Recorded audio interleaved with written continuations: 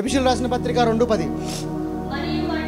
వాటి యందు మనము నడుచుకొనవలెనని దేవుడు ముందుగా నీ కొరకు, నా కొరకు, మన కొరకు సిద్ధపరిచిన సత్క్రియలను చేయుటకై మనము క్రీస్తు యేసునందు సృష్టింపబడిన వారమై ఆయన చేసిన పని అయి ఉన్నాము. ఏ పని చేయడానికంటే మనల్ని సృష్టించాడు? ఎప్పుడు సృష్టించాడంటే ఈయన మనల్ని ఎప్పుడు సృష్టించాడు? ఇప్పుడు చదివాం కదండి వాక్యము. ఎప్పుడు సృష్టించాడు? ఒక హల్లెలూయా చెప్పండి.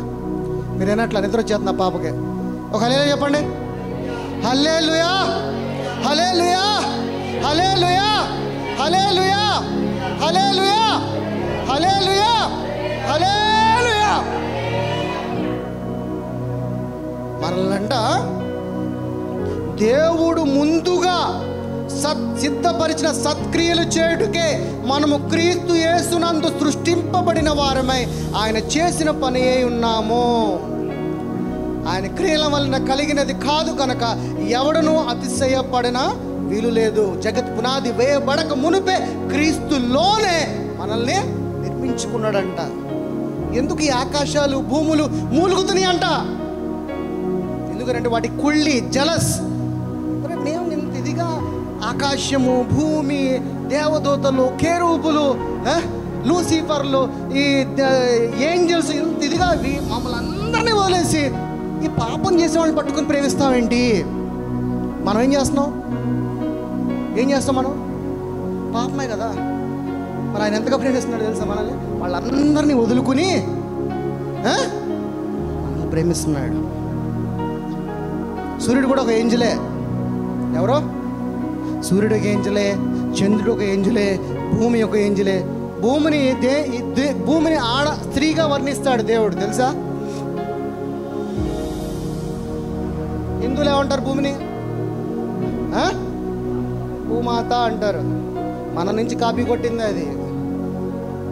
భూమాత అనేది మన నుంచి కాపీ కొట్టిందే, బైబిల్ నుంచి కాపీ కొట్టిందే.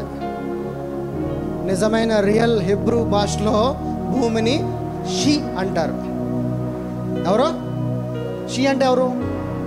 ఆమె. ఆకే, ఆకే అంట. హెబ్రూ భాషలో భూమిని ఆకే అంటారు. దాన్ని బట్టి అన్ని ఏం చేసా? భూమాత, ఓం భీం బిష్. బైబిల్ అన్ని గ్రంథాలకి ఈ రోజున మనం చదువుతున్న ఇండియన్ పీనల్ మన రాజ్యాంగం కూడా బైబిల్ నుంచి వచ్చినదే. చాలా వరకు కూడా అందులో ఉన్నవి బైబిల్లో ఉన్నవే. అర్థమవుతుందా? ఆయన సిద్ధపరిచిన సత్క్రియలు. సత్క్రియలు అంటే ఏంటి? మంచి పనులు, గుడ్ వర్క్స్. ఆయన మన కొరకు, నా ద్వారా నా కుమారుడిగా నువ్వు తిరిగి జన్మించిన తర్వాత నీ ద్వారా ఈ పనులు చేయటానికే ఆయన నిన్ను ముందుగానే ఆయనలో ఏర్పరచుకున్నాడంట. కానీ మనకు అపవాది కట్టిన కళ్ళ గంతలలో మనం ఉండి ఈ లోకం వైపు చూసి, ఆహా ఈ ఫోన్ ఏంటి, ఈ ఐఫోన్ ఏంటి, ఈ ఫోన్లోనే యాప్స్ ఏంటి, ఈ వాట్సాప్ ఏంటి, ఈ ట్విట్టర్ ఏంటి, ఈ ఫేస్బుక్ ఏంటి, ఇందులోనే మన జీవితాన్ని అంతటా తీసుకుని వెళ్ళి మనం గడుపుతున్నాం.